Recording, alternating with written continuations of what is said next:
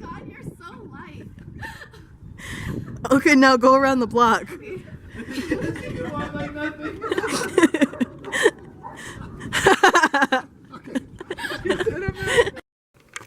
Good day, YouTube. Today's topic, somebody wanted me to talk about my first career field, which was being an Air Force firefighter.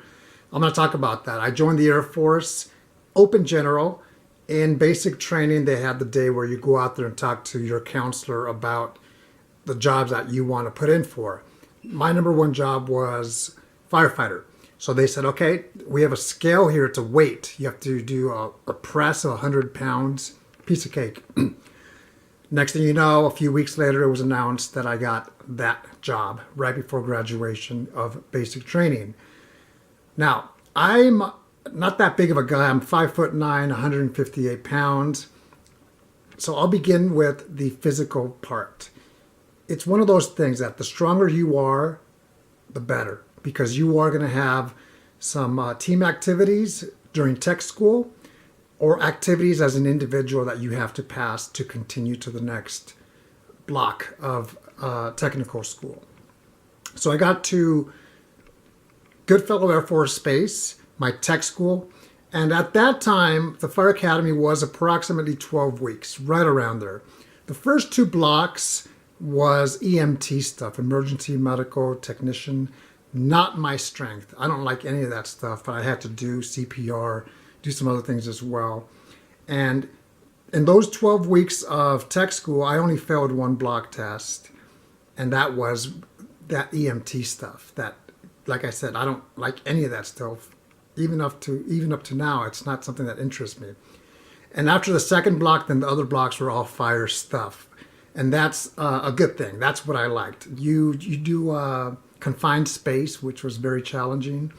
But I saw a big guy, maybe 6'4", and he did it with no problems. The first time, what you do is you go into a confined space where it's dark and it's tight.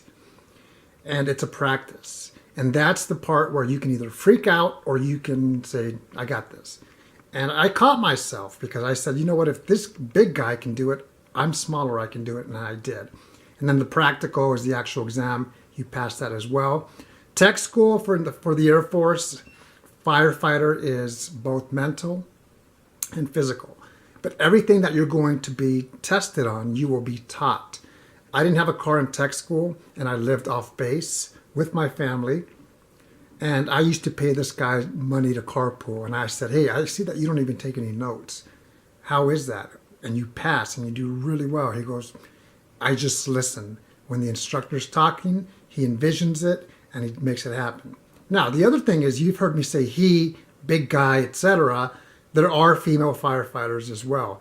At Goodfellow Air Force Base, the Fire Academy, just so you know, it's open to all branches, not just the Air Force. So in some of my classes, we had Marines, Army guys and gals as well, Navy. I don't really remember Navy, but I'm sure they were there. Then, once you finish the Fire Academy, you get your badge. And that's the sign of pride and honor, because everybody wants that badge. At least I thought so back in the day. Excuse me. I got to my first base with my family, and I called the fire station. I didn't know where the fire station was. We didn't have a car. They picked me up the next day. They told me, be ready. We'll pick you up at this location at lodging. And they did. And they in-processed me. Very helpful people. I've been in the Air Force about 21 years now. And I can tell you that civil engineering, which is the squadron where the fire department falls under, has been the closest people are as far as family, extended family. Now, don't get me wrong, other career fields, other squadrons may be close as well, and that's the case with me as well. But civil engineering back in the day when I was a firefighter was the actual closest I've ever seen. So it's a close family. Once you start work, once I started work, I would work on 24 hours of duty straight, 24 off. So that means I was there every other day at the fire station. And there's two types of stations at my first base, at Maxwell Air Force Base in Alabama. You have the flight line area. So you would respond to anything with aircraft. whether it was scheduled to come in or just a flight that needed to land there, you would respond. And then you have all of the vehicles for the flight line side.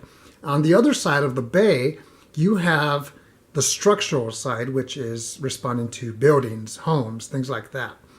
I was at Maxwell Air Force Base for about 3 weeks, and I was going to like it. 24 on, 24 off. When they said you have to go to Gunter Air Force Base, which is an actual annex. It's a smaller base, the other side of town, about 6 miles away, and that's just structural.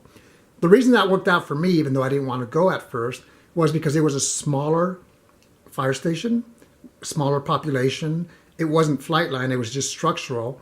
And for me, I'm not a mechanically inclined person. I was raised by my mother, and what I mean by that is there's things that I can't do or have the knowledge or at this point in my life the interest in doing, where a lot of guys or gals who were raised with a father figure in the actual, who are handy people, know how to do that stuff. So for me, it was definitely a challenge, but that's where I asked a lot of questions. You do a lot of training in the fire department every single week, and your turn to teach a class will come. So you just prepare yourself accordingly, ask questions, and when it's your turn to teach a class or facilitate a class, you make that happen. But the people, the team was great, because if I needed anything, they would take care of it. As far as education, as far as training me to get my 5 level, once you get to technical training for your job, you're going to graduate as a 3 level once you're done. And then when you get to your first base, you're going to start to work towards the 5 level, which is the next level of experience that comes with that. I enjoyed it, but there were things that I didn't like. For example, you're there 24 hours. That doesn't mean you're awake 24 hours. You're just there 24 hours. You either respond to calls, you train, you clean, you do things like that, or you work out. You have your lunch and you have your dinner there as well. Your family can come and visit you if you have a spouse or children. They can come visit you if they want, but you can't leave the fire station. So one of the things that I didn't like was that I couldn't go to school for the most part, because I was there every other day. Sometimes it was on a Monday, sometimes it was on a Tuesday, sometimes on a Wednesday, and so forth. So for school, that just, back then online education wasn't that big. Now it is. So now you could do that, which is good. The other thing is you do a lot of training, which is good for experience, hands-on training as well. It's not just classroom. You're going to go on buildings, 3rd floor. They're going to smoke up the whole room with dummies there, and you have to go in there and do what you would do if should it be a real call. But the thing that I didn't like the most is I'm a very active person, and what I mean by active is it's tough for me to really just relax. That's how come I make this channel. My mind's always going. So let's say it's 2 o'clock in the morning and the bells go off because it's an alarm that you have to respond to.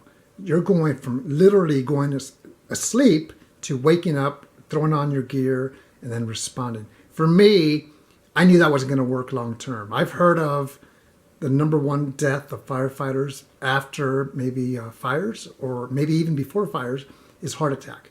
So for me, that's not going to work because I'm already anxious as it is. That's why I have to run to release some of that anxiety. Always have been like that. And that was something that I just didn't really care for. But the other thing is, I did join the Air Force for a variety of reasons, and I did get my #1 job, and I did it. I got my associate's degree through the Community College of the Air Force in fire science. I did enjoy my time, and I learned a lot.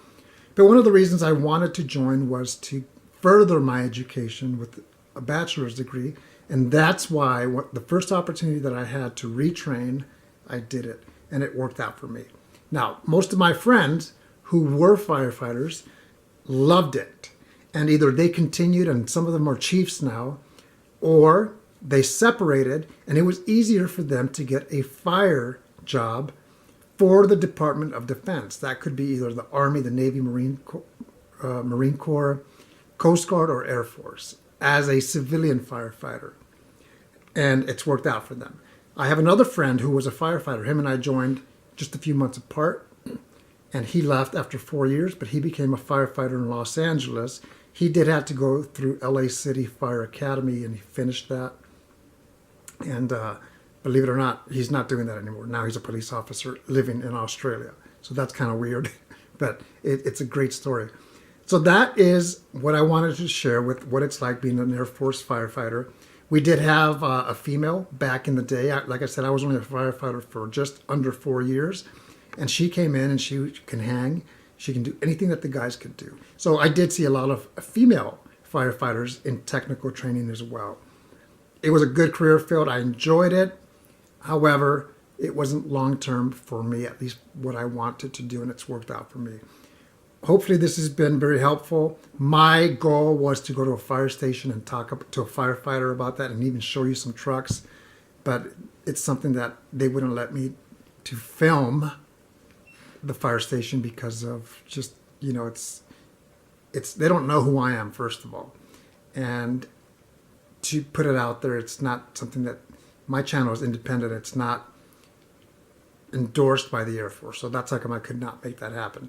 The picture of this video was when we would train, and they would give us old cars without engines, and we would have to use the jaws of life to tear it apart and take out the dummy that was planted in there so we can get some training. So the training is going to be good.